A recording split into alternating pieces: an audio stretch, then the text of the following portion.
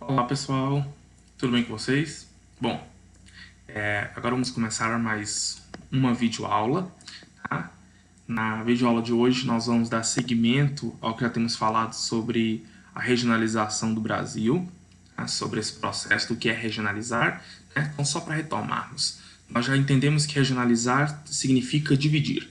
É o processo em que o Brasil, né, adota, segundo o IBGE, Instituto Brasileiro de Geografia e Estatística, uma divisão política do nosso país.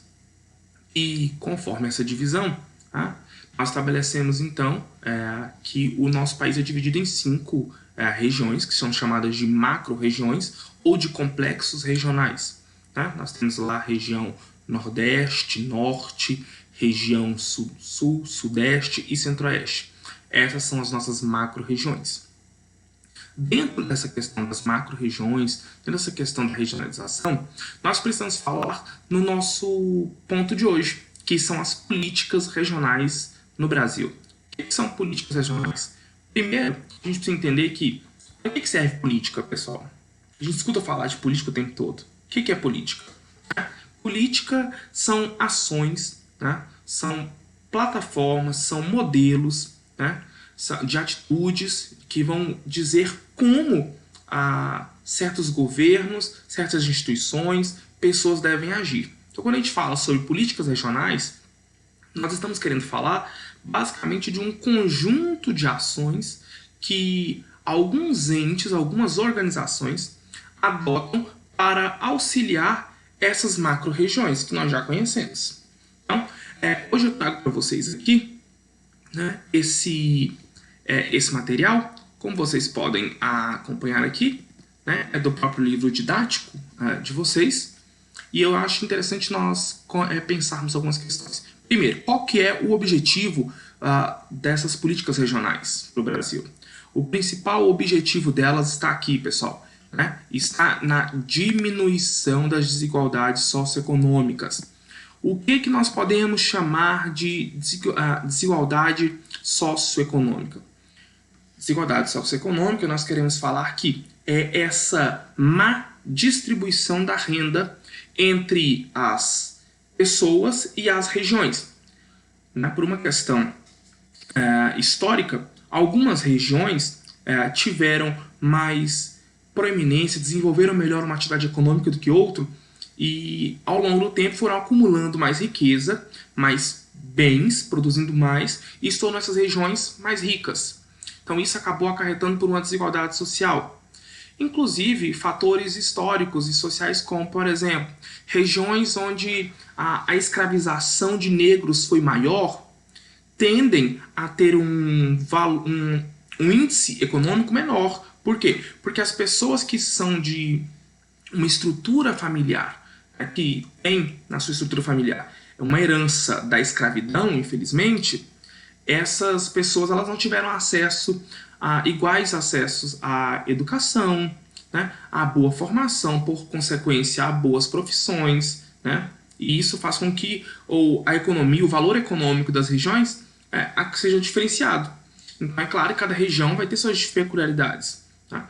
Por exemplo, a região norte, né, como vocês podem ver aqui, tá, que é a região amazônica, ela é menos populosa, então ela é povoada, ela tem menos habitantes, e lá então nós temos que, em relação à nossa região sudeste, ela tem, claro, um poder econômico inferior a essa região. Até porque nós temos fatores como industrialização, que no sudeste se deu primeiro, tá? Povoamento que foi mais denso na região sudeste do que a região norte. Então esses fatores fazem com que as macro-regiões elas tenham disparidades socioeconômicas. Então, pensando nisso, pessoal, que é criado uma série de políticas tentando diminuir. É claro que não seria ideal que se nós conseguíssemos um país em que as desigualdades sociais elas não existissem, mas elas existem, né? Nós estamos vivendo isso nesse momento, na pandemia, né? Não é isso? Algumas pessoas têm facilidade de acesso à internet, computador para estudar, né? Então é muito simples. Outros já não têm essa mesma facilidade, já não têm esses recursos. Tá? Enquanto para um ter acesso ao smartphone é simples, né? Para outro, é uma tecnologia muito avançada e muito além pelo seu poder aquisitivo. Então nós temos que pensar que algumas políticas são projetadas para tentar sanar essas desigualdades sociais que existem entre as regiões brasileiras. E qual que é o objetivo, então? Como é que vai fazer para sanar essa desigualdade? Estimulando o desenvolvimento em cada região.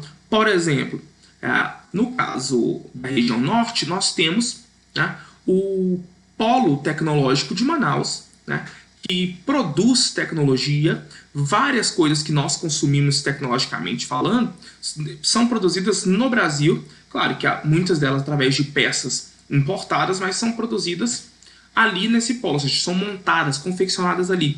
Isso traz valor agregado para a região, porque gera mão de obra, essa mão de obra da própria região faz circular dinheiro. Isso, então, acaba fazendo desenvolver essa região. E aí, pensando nesse estímulo a regiões do nosso país, as diferentes regiões do nosso país, o Estado brasileiro resolveu criar, então, o que nós chamamos de agências de desenvolvimento regional. O que são essas agências? São instituições, órgãos, vinculados ao Ministério da Integração Nacional, que têm por finalidade promover esse desenvolvimento. Daí eu peço para vocês prestarem atenção quais são essas agências, Quem são elas? Nós temos aqui, pessoal, a SUDENE, tá? Eu vou mostrar para vocês aqui no mapa para facilitar para os senhores. Observem aqui. Nós temos, vamos lá, em laranja nós temos a SUDENE, ok? Que abrange, vocês podem perceber, essa região do Nordeste e parte do Sudeste aqui brasileiro. Nós temos a Codivasf, que é essa delimitada em roxo. Nós temos a Denox, que é essa azulzinha aqui no interior do Nordeste. Além dessa, nós temos a Sudan. Percebam que a Sudan ela abarca toda a região norte do nosso país. Então, ela está responsável por fomentar esse desenvolvimento nessa região. E nós temos a SUDECO, que é a que está voltada para a região centro-oeste. Professor, então, por que é importante que eu saiba dessas agências? Para saber que existem disparidades econômicas e sociais entre as diferentes nações. Entre as diferentes regiões. As nações também. Mas aqui nós estamos falando de questão regional brasileira. Como é que o governo, o Estado brasileiro lida com essa questão? Tentando diminuir. Como é que faz para tentar diminuir essas questões? Através de políticas públicas para desenvolvimento regional. Então, cada região brasileira tem uma própria história, tem uma formação cultural diferente, pontos econômicos fortes. Se na região sudeste o forte é a industrialização, nós vamos ter, por exemplo, a região centro-oeste, nós que estamos aqui em Goiás, nosso ponto forte, a agricultura, a agropecuária. Então, isso tem que ser valorizado pelo governo. Então, essas agências são responsáveis por isso. Então, nós precisamos pensar essas questões. Eu vou pedir para que vocês, neste momento, vou pedir que vocês pausem aí o vídeo de vocês, e quando vocês pausarem o vídeo de vocês, registrem, por favor, essas informações que vocês estão encontrando aqui sobre a Sudan, Codivasf, SUDENE, Denox, SUDECO. Anotem essas informações aqui no caderno de vocês. É muito importante que vocês tenham essas informações, certo? Tendo falado já disso aqui, nós vamos para um texto que eu quero trabalhar com vocês, que é esse texto aqui. Os meios de comunicação vinculam imagens estereotipadas do semiárido nordestino. Ou seja, como assim? A mídia, jornal, televisão, jornal impresso, telejornais, eles têm uma ideia do que seja o Nordeste. Assim como tem uma ideia de como sejam as demais regiões do nosso país. Não é isso?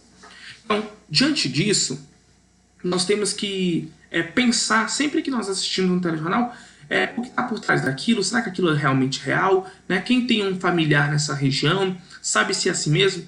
E aí vocês vão fazer o seguinte agora, vocês vão, né, ler esse texto, estou até ampliando ele aqui para vocês, para facilitar. Tá? Eu quero que vocês façam essa leitura desse texto, aqui apresentado para vocês. Após lerem o texto que é "A gente almoça no meio da tarde para comer uma vez só", né? Uma matéria do jornal O Globo, né? E eu quero que vocês, após terem lido esse texto, que vocês respondam para mim essa questão que está aqui embaixo. Como é retratado o semiárido nordestino no texto e na fotografia acima? Como essas características influenciam a população que vive nessa região? Então eu quero que vocês respondam para mim basicamente o que está sendo circulado nessa notícia? Né? O que essa vegetação ela oferece para quem mora nessa região? Então eu quero que vocês respondam essa questão.